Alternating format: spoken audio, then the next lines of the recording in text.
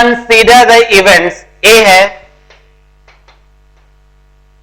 First ball is white, और event B है second ball is black, second ball is black. ठीक है, question है are A and B independent, are A and B independent, क्या A और be independent हैं, ये तुम्हें फाइंड करना है। और गिवन है, कैसा दिया है, 2 ब्लैक एंड 3 व्हाइट बॉल्स, ये गिवन है। करो फिर सॉल्व करो, तो प्रोबेबिलिटी ऑफ ए फाइंड करो। Probability of A, first is white, first is white, तो फर्स्ट व्हाइट होने की प्रोबेबिलिटी क्या है भाई, व्हाइट पहले हाथ डाला हमने, तो 3 व्हाइट ऑप्शंस अवेलेबल है, कोई भी एक, 3 में से एक, 3C1 that is 3 ways, and in total 5 balls है, कोई भी एक ले लो, 5C1, this is 3/5। Now this probability of B,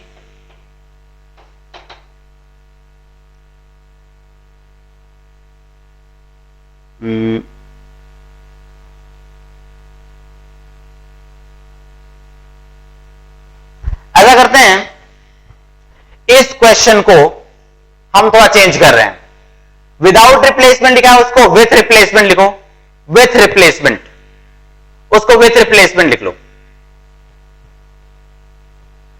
with replacement लिख लो। तो हम जानते हैं ए एंड बी, अगर विथ रिप्लेसमेंट तो A and B should be what, independent या नहीं, इंडिपेंडेंट और not independent, independent. With replacement कर रहे हैं, अब विथ रिप्लेसमेंट हम कर रहे हैं, तो फर्स्ट बार में अगर व्हाइट आया तो इसको हमने वापस रख दिया था, ठीक है, तो सेकेंड बार जब हम हाथ डालेंगे तो अंदर कैसे बॉल्स बाकी है, same 2 black and 3 white, same balls बाकी हैं, तो second ball should be black, तो second ball should be black, तो क्या प्रोबेबिलिटी होगी, कोई भी दो ब्लैक में से कोई भी एक ऑप्शन आ जाए, कोई भी एक आ जाए, 2 upon in total 5 options, so this is probability of B. ठीक है, now probability of A intersection B क्या होना चाहिए, first is white and second is black, first is white, तो देखो फर्स्ट व्हाइट कितने वेज में हम सिलेक्ट कर पाएंगे, 3 वेज में, okay, into second black, second को हम कितने वेज में सेलेक्ट कर पाएंगे, अगेन 2 वेज में, तो ओके, फर्स्ट को व्हाइट 3 वेज में और सेकेंड ब्लैक 2 वेज में सेलेक्ट कर पाएंगे। नाउ इन टोटल हम फर्स्ट बॉल को कितने वेज में सेलेक्ट कर पाएंगे, 5 वेज में। देखो यहां रिक्वायर्ड होता है और यहां पर टोटल होता है, हम बार बार उसी को रिपीट कर रहे हैं। तो फर्स्ट में हमने कहा this is white 3 ways, black 3 ways. Now in total first ball जब हम हाथ डालते हैं तो कितने बॉल्स मिलते हैं हमें अंदर में, 5। नाउ सेकेंड टाइम जब हम हाथ अंदर डालते हैं तो हमें कितने बॉल्स मिलेंगे, 4 नहीं 5, क्योंकि विथ रिप्लेसमेंट है, हमने वापस रख दिया है, जो फर्स्ट टाइम जो बॉल हमने वापस निकाले थे उसको वापस रख दिया हमने, तो again there are 5 options, this is equal to 6/25। So ये आया। अब देखते हैं probability of A into probability of B कर लो, probability of A into probability of B. So क्या हुआ, 3/5 इंटू 2/5 इज इक्वल टू 6/25। हाँ, ये तो is equal to probability of A intersection B. तो इंडिपेंडेंट आना चाहिए था और इंडिपेंडेंट आ गया। Probability of A into probability of B is equal to probability of A intersection B. ठीक है, इस तरह से ये प्रूव हुआ। ठीक है, अब इस पर हम और क्वेश्चंस करेंगे, लेकिन उसके पहले एक दो पॉइंट्स हम नोट करेंगे, और नोट ये है, note number one, if A and B are independent events and B are independent events,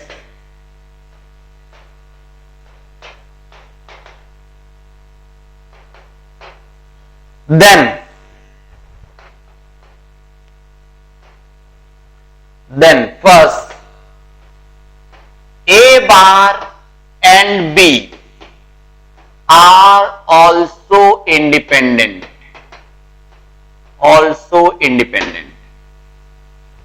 A bar and B are also independent.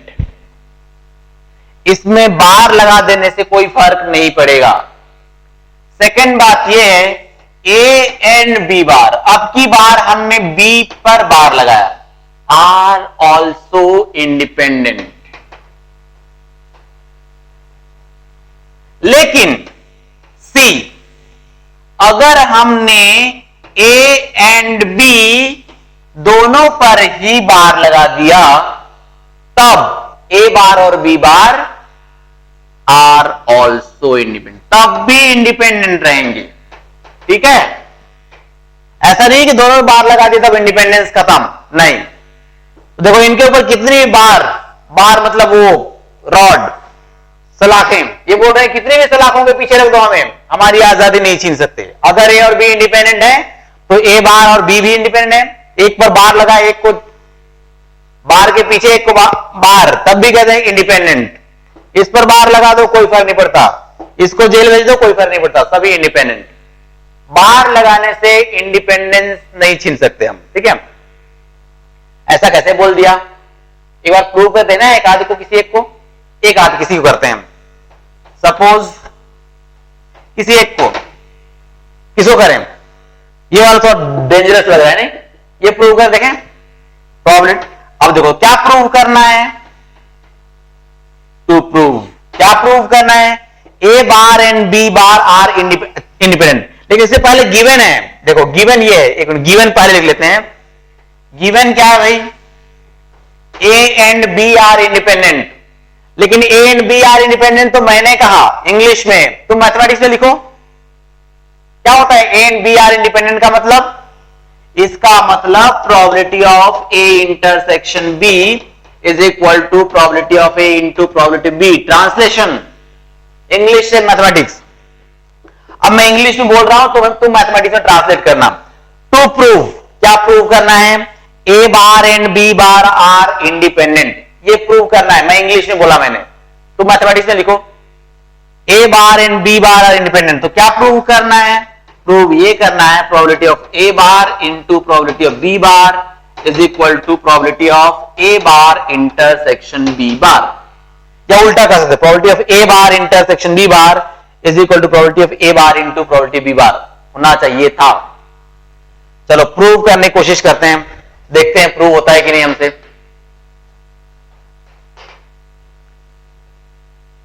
तो प्रोबेबिलिटी ऑफ ए इंटरसेक्शन भी ये दे रखा है नहीं, तो हम ये लेफ्ट हैंड साइड निकालते हैं।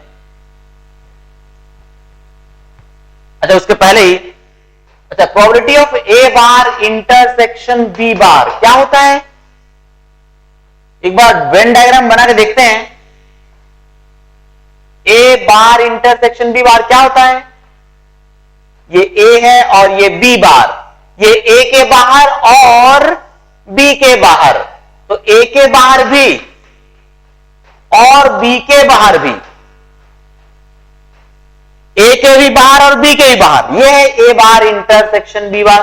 तो फॉर्मूला कुछ लिख सकते हैं क्या, ये पूरा सैंपल स्पेस है, पूरे सैंपल स्पेस में से किसको माइनस कर दूं, जो शेडेड नहीं है, इसको माइनस कर दूं तो पूरे सैंपल स्पेस की प्रोबेबिलिटी 1 माइनस ये पूरा पार्ट क्या है भाई, जो नहीं शेडेड है, नॉन शेडेड पार्ट क्या है, ए यूनियन बी। तो this is probability of A union B. ये फॉर्मूला तो बनता है, ये हमें मालूम है, चलो कोई बात नहीं। अब दूसरा इधर के बारे में, ये तो राइट हैंड साइड था, this is right hand side is equal to left hand side क्या है, probability of A bar into probability of B bar into probability of B bar. Probability of A bar को 1 minus probability of A, 1 minus probability of A, और ये हो गया, और ये क्या हो जाएगा 1 minus probability of B. Multiply करें इसको, करो मल्टीप्लाई करो, 1 minus probability of A minus probability of B plus probability of A into probability of B. अब यहां कुछ लिखा है, ध्यान से देखो, ये probability of A into probability of B is equal to कुछ लिखा हुआ है, probability of A intersection B. इसको थोड़ी देर इक्वेशन 1 नाम दे रहा हूं। अब इस इक्वेशन 1 को मैं वहां यूज करता हूं, तो क्या लिखूंगा, देखो 1 minus probability of A minus probability of B plus this probability of A intersection B. कैसे लिख दिया मैंने, क्योंकि वो गिवन है पहले ही, दिस इज यूजिंग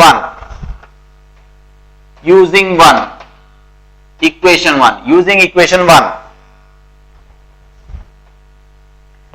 अब इसे माइनस कॉमन निकालो, तो ऐसा करो 1 को छोड़ करके बाकी सब में माइनस कॉमन निकाल लो। क्या बन रहा है, probability of A plus probability of B minus probability of A intersection B, ये बन रहा है। अब ये क्या कहलाता है, किस चीज का फॉर्मूला है, probability of A union B. So this is 1 minus probability of A union B। अब देखो यहां 1 minus probability of A union B किसे कहा है भाई हमने, probability of, this is probability of A intersection A bar intersection B bar। हो गया proof, probability of A bar into probability B bar is equal to probability of A bar intersection B bar is equal to right hand side।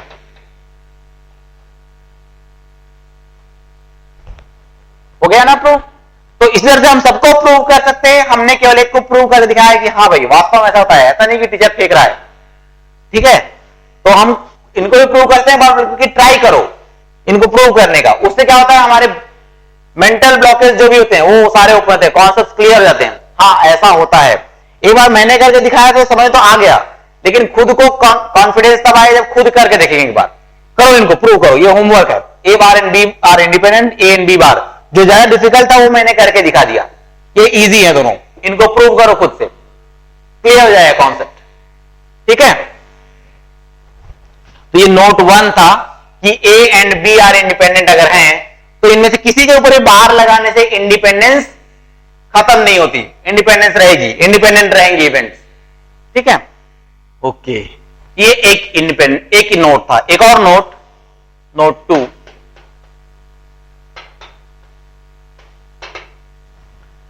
Suppose हमें 3 events given है, A B and C, 3 events given, तब क्या क्या situations arise होती है। हम पहले वो सारे कंडीशंस लिखेंगे जो कि डिफरेंट पॉसिबिलिटीज हैं। क्या क्या पॉसिबिलिटीज हैं, नंबर 1, ऐसा हो सकता है कि probability of A intersection B is equal to probability of A into probability of B. दूसरी कंडीशन ये है कि probability of B intersection C हम चेक करें और ये probability of B into probability of C हो सकता है। थर्ड कंडीशन और भी है, probability of C intersection A is equal to probability of C into probability of A. और एक और भी कंडीशन है, अभी तक हमने 2-2 के पेयर लिए हैं, तीनों को नहीं लिया एक साथ, तीनों probability of A intersection B intersection C, ये ऐसा भी हो सकता है probability into probability of B into probability of C, ऐसी भी सिचुएशन हो सकती है। तो जब हम ए बी सी 3 इवेंट्स की बात करते हैं तो दो अलग अलग तरह की बातें करते हैं। क्या बातें करते हैं?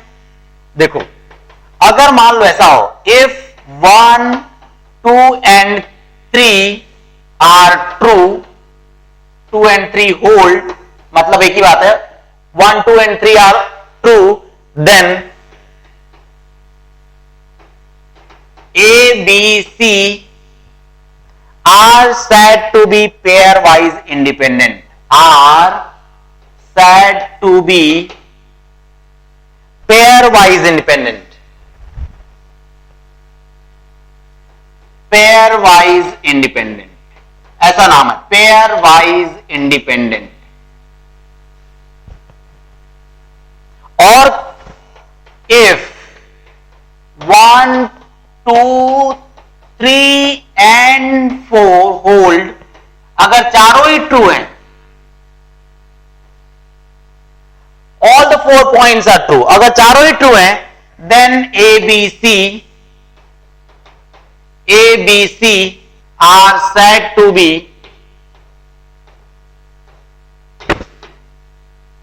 Mutually independent. म्यूचुअली इंडिपेंडेंट, ये टर्म ऐसा है, सॉरी, म्यूचुअली इंडिपेंडेंट।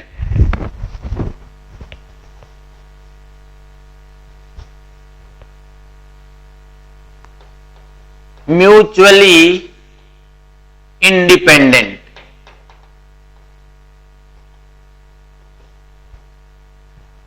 ठीक है।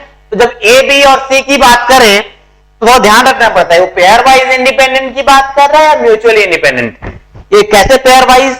ये देखो, जब फर्स्ट, सेकेंड और 3 इंडिपेंडेंट है तो पेयर्स में इंडिपेंडेंट है, केवल दो में, केवल दो में इंडिपेंडेंट है। अगर सभी सही है तो म्यूचुअली, फिर हर तरह से इंडिपेंडेंट।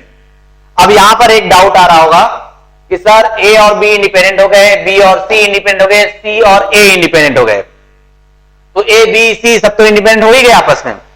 ऐसा नहीं है, प्रोबेबिलिटी में ऐसा कोई रूल नहीं है।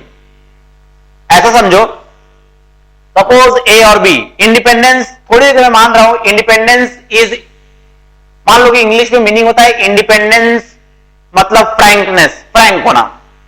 तो मान लो ए और बी फ्रैंक है, मान लो, थोड़ी देर के मैंने माना है इंडिपेंडेंस का मतलब है फ्रैंकनेस, इंडिपेंडेंट होने का मतलब फ्रैंक होना। ए और बी फ्रैंक है, बी और सी आपस में फ्रैंक हैं, और सी और ए आपस में फ्रैंक हैं। तो ए बी के साथ भी फ्रैंक है और ए जो है सी के साथ भी फ्रैंक है। इसके बावजूद ऐसा पॉसिबल है कि वो तीनों आपस में जब एक साथ इकट्ठे हो तो फ्रैंकली बात ना कर सकें, ऐसा पॉसिबल है। कैसे? क्योंकि ए तो बी के साथ फ्रैंक है और ए तो सी के साथ फ्रैंक है, लेकिन उसे मालूम कहां है कि बी और सी भी आपस में बहुत फ्रैंक है, बिल्कुल ओपनली बात करते हैं, हर चीज शेयर करते हैं, ठीक है, सारी बातें शेयर करते हैं। जरूरी तो नहीं ना तीनों है तो पता नहीं यार इन दोनों का कैसा इक्वेशन है, इन दोनों का आपस में जमता है कि नहीं, थोड़ा सोच समझ के बात करूंगा।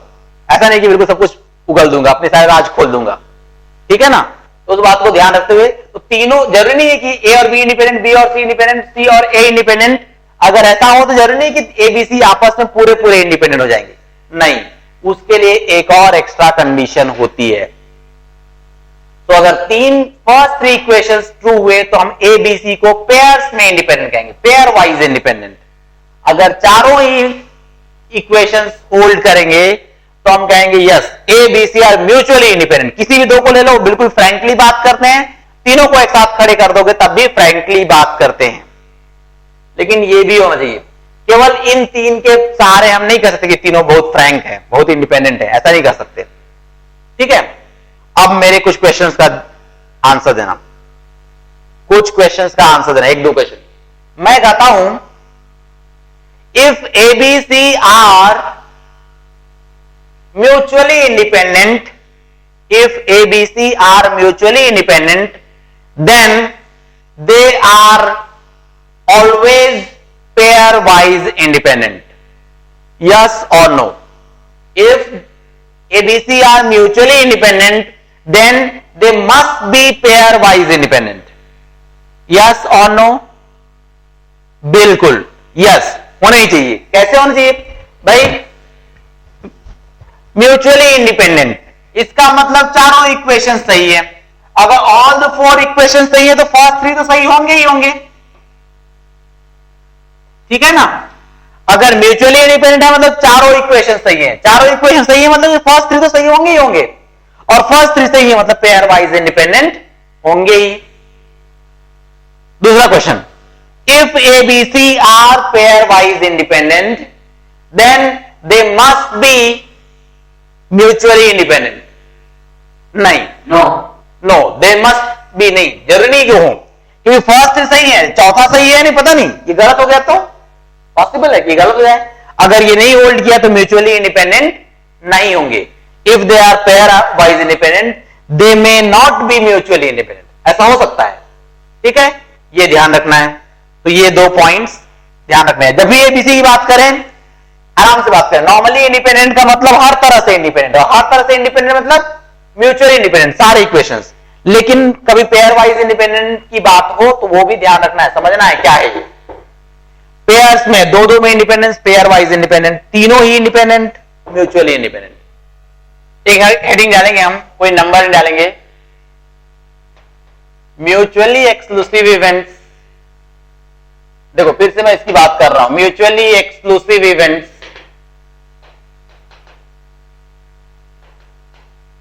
Versus independent event.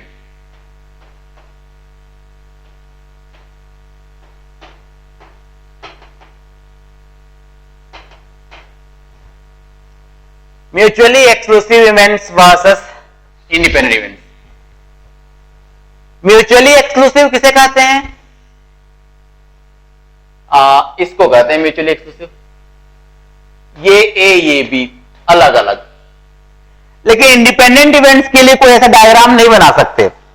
इसके लिए ऐसा कोई डायग्राम नहीं है अलग से कि हाँ सर ऐसे दिखने में ऐसा दिखेगा डायग्राम तो समझ में आ जाएगा हमको ये इंडिपेंडेंट इवेंट्स हैं,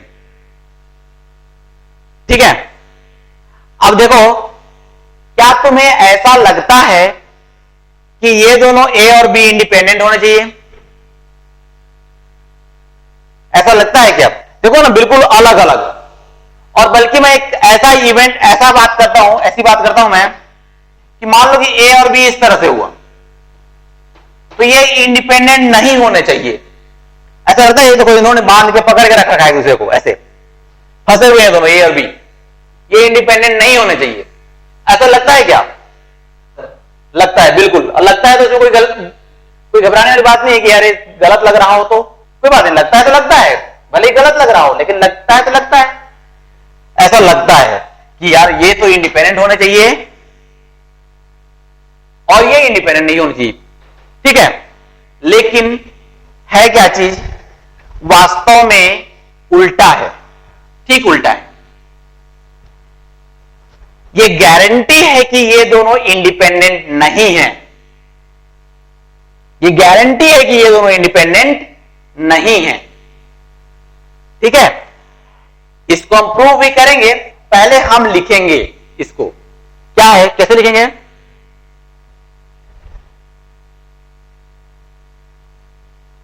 इफ लिखो पहले, if A and B are two events, if A and B are two events such that, कैसे इवेंट्स है पहले मैं एक बात बता दूं, इनकी प्रोबेबिलिटी 0 नहीं है। ऐसे इवेंट्स नहीं है जिनकी प्रोबेबिलिटी 0 होती है, उनकी बात मैं नहीं कर रहा हूं। तुम मुझे गलत प्रूव करने के लिए ऐसे इवेंट ले आओ जिनकी प्रोबेबिलिटी 0 हो तो तुम मुझे गलत प्रूव कर सकते हो, लेकिन नहीं, नॉर्मल इवेंट्स जिनकी प्रोबेबिलिटी 0 नहीं है, such that probability of A is not equal to 0 and probability of B is not equal to 0। Then अगर ऐसा है तो जिनकी ऐसे इवेंट्स जिनकी प्रोबेबिलिटी 0 होती है उसको कैसे इवेंट बोलते हैं?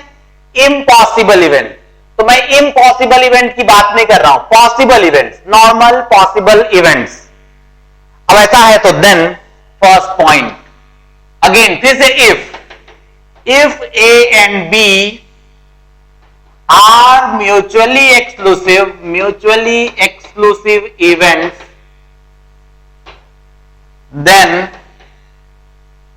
they are not independent events.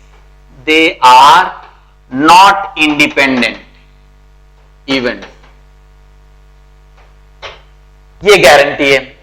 और दूसरी गारंटी क्या है? अगर उल्टा हो, if A and B are independent events,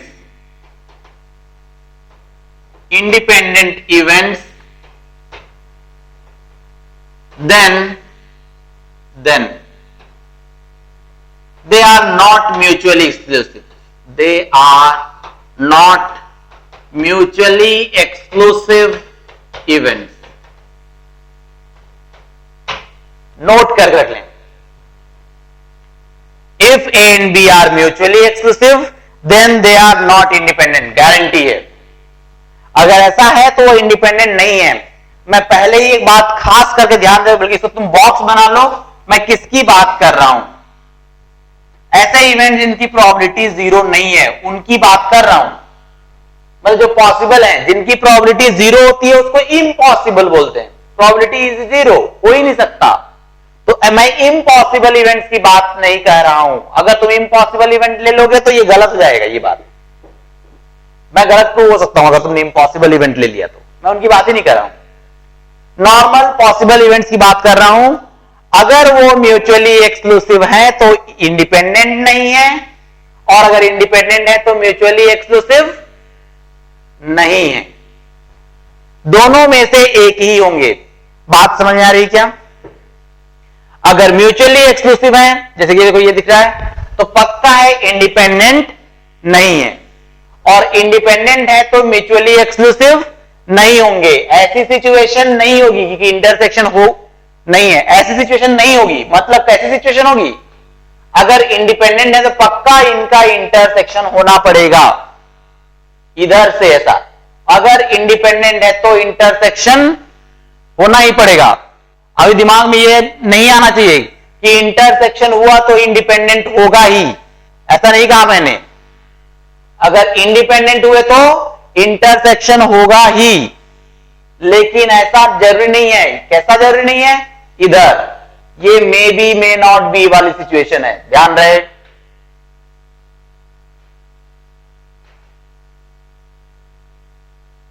फिर से लास्ट टाइम बोल रहा हूं, म्यूचुअली एक्सक्लूसिव है ऐसे तो इंडिपेंडेंट नहीं है, गारंटीड। अगर इंडिपेंडेंट है तो म्यूचुअली एक्सक्लूसिव नहीं है। मतलब इस तरह से नहीं है, मतलब ऐसे हैं। तो इंडिपेंडेंट इवेंट है तो पक्का ऐसे हैं, फंसे हुए हैं। लेकिन ऐसा नहीं कि सारे फंसे हुए लोग इंडिपेंडेंट होते हैं, ऐसा नहीं। इधर पे may be may not B, ठीक है। ये थ्योरम हमने लिखा, इसको एक बार हम प्रूव कर लेते हैं। तो कैसे प्रूव करें? दो कंडीशंस हैं। अगर म्यूचुअली एक्सक्लूसिव है तो इंडिपेंडेंट नहीं होंगे। पहले फर्स्ट पार्ट को प्रूव करते हैं। हमें गिवन है फर्स्ट पार्ट को। गिवन क्या है? A and B are mutually exclusive. A and B are mutually exclusive. ये गिवन है। तो इसको ट्रांसलेट करो मैथमेटिक्स में। म्यूचुअली एक्सक्लूसिव किसे बोलते हैं? याद रखना चाहिए, intersection. When A and B are said to be mutually exclusive, अगर उनका इंटरसेक्शन नहीं है, A इंटरसेक्शन B is 5, या लेकिन हम प्रोबेबिलिटी पढ़ रहे हैं तो probability of A intersection B is equal to 0। ये इक्वेशन नंबर 1 का ये गिवन है। हमें प्रूव करना है, क्या प्रूव करना है? A and B are not independent. अच्छा, अगर A एंड B इंडिपेंडेंट हो, इसको मैथमेटिक्स में ट्रांसलेट करेंगे। A एंड B इंडिपेंडेंट होते हैं तो क्या होता है? Probability of A intersection B is equal to probability of A into probability of B। ये कब होता है? जब A and B are independent. यहां पर नॉट इंडिपेंडेंट, तो हमें प्रूव करना है नॉट इक्वल टू, ठीक है, not equal to this. Okay, proof.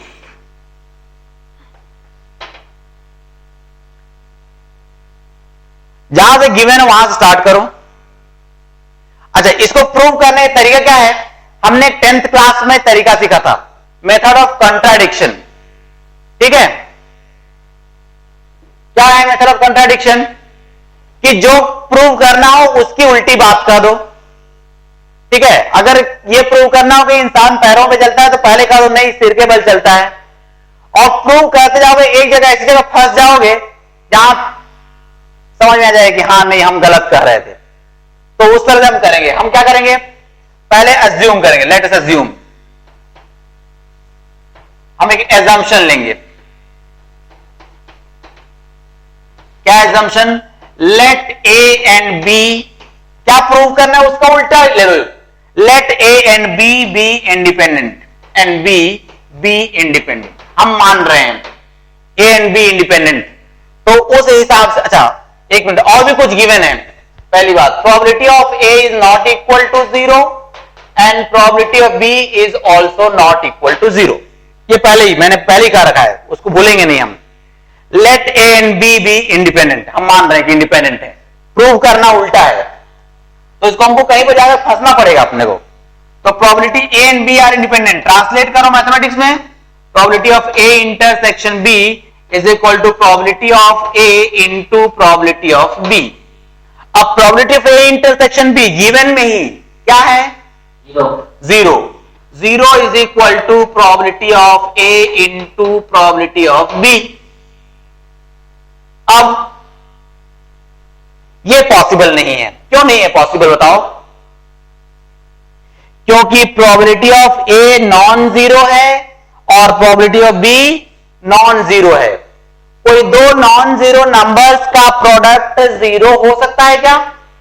अगर प्रोबेबिलिटी ऑफ ए 1/2 है, प्रोबेबिलिटी ऑफ बी 2/3 है, तो क्या उन दोनों का प्रोडक्ट इक्वल टू 0 हो सकता है? नहीं हो सकता। क्यों? तो इसलिए this is not possible.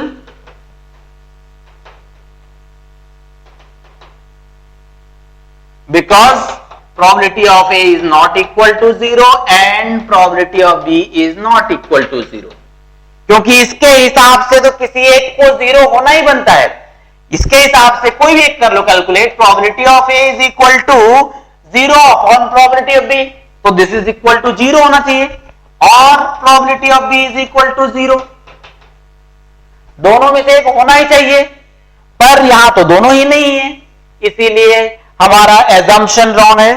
So the assumption is wrong and therefore A and B are not independent.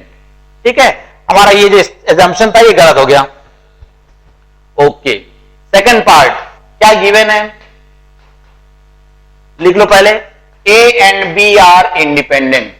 A and B are independent. इसको मैथमेटिक्स में ट्रांसलेट करो, probability of A intersection B is equal to probability of A into probability of B. ये की बात, इसी बात को मैंने दोबारा कही। और भी गिवन ये है कि probability of A is not equal to 0, probability of B is not equal to 0। बिल्कुल ये गिवन है। प्रूव क्या करना है हमें?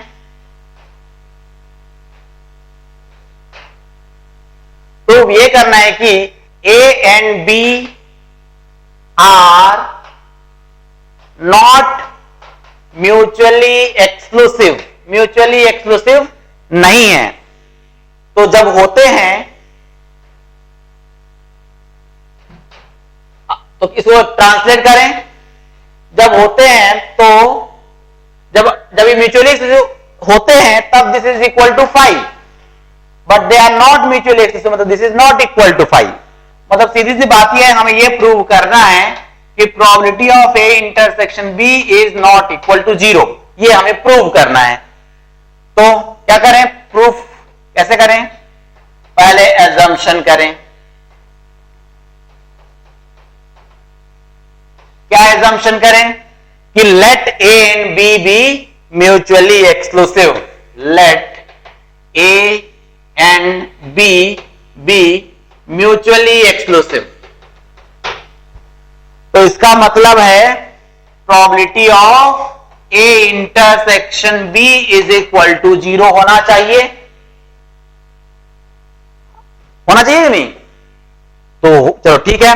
अब क्योंकि हमने तो पहले ही कह रखा है कि A and B are independent, ये इक्वेशन 1 है, तो इंडिपेंडेंट है तो ये बात तो सही होती ही है, ये बात तो इस पर लागू होती है। तो चलो ये फॉर्मूला लगाओ, इसका मतलब probability of A into probability of B is equal to 0। तो फिर इसका मतलब क्या हुआ, इसका मतलब है probability of A is equal to 0 और probability of B is equal to 0 और बोथ, और वो तो हो नहीं सकता, दिस इज नॉट पॉसिबल, क्योंकि क्वेश्चन में पहले ही क्या लिख दिया है, this is not possible because probability of A is not equal to 0 और probability of B is not equal to 0।